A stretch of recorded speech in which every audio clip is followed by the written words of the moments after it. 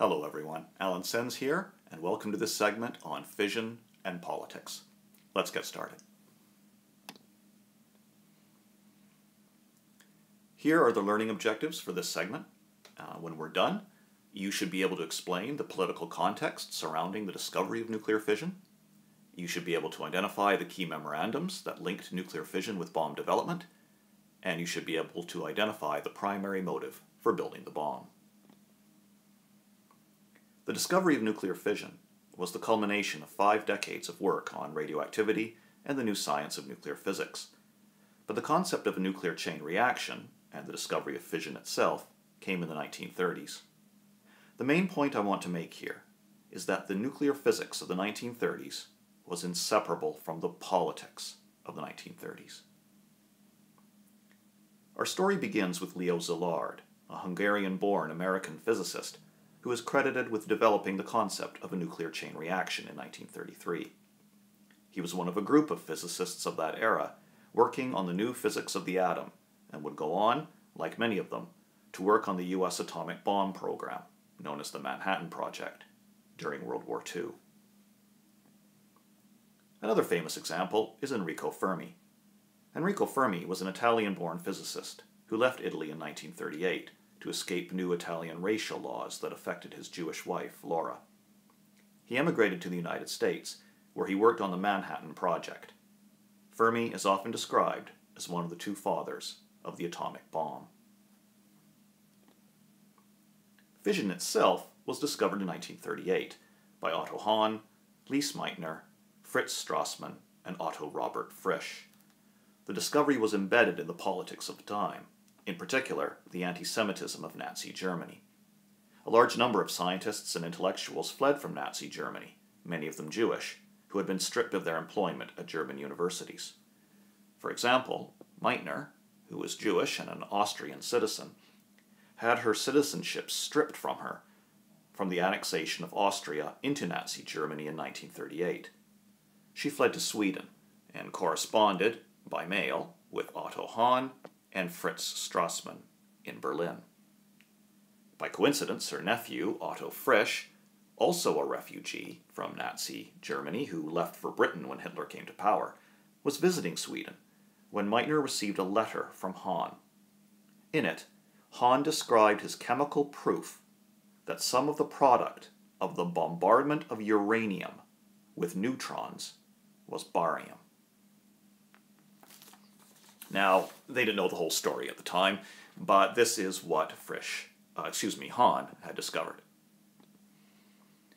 Together, Meitner and Frisch hypothesized that the uranium nucleus had split in 2 when bombarded with a neutron. This in turn had released energy. The discovery of fission spread rapidly among the physicists of Europe and North America.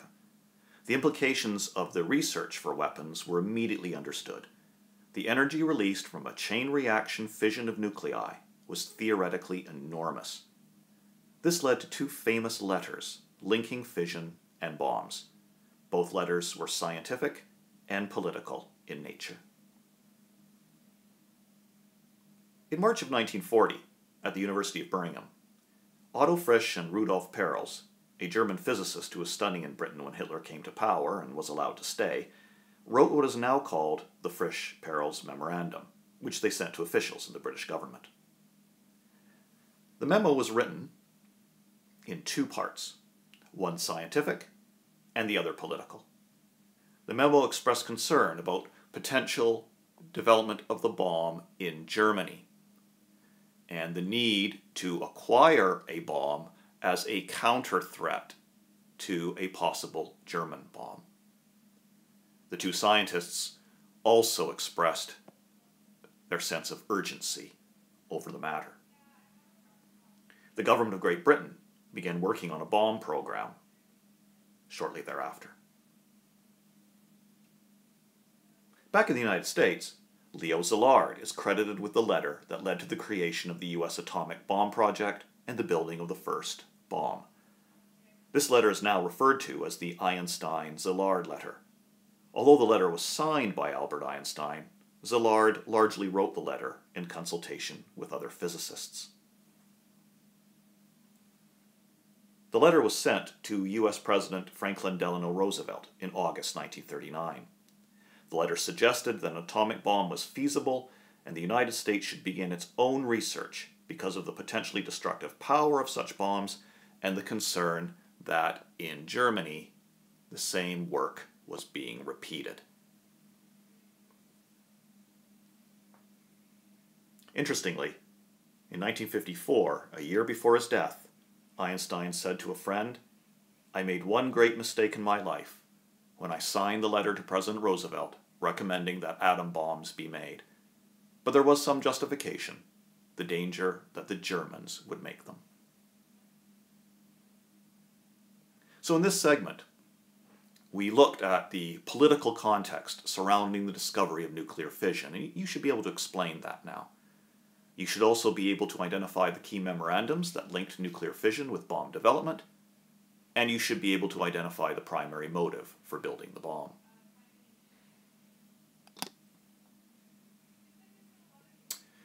So the main point of this segment was to reinforce the idea that the scientific developments of the time in nuclear physics and certainly bomb development were inseparable from the politics of the time.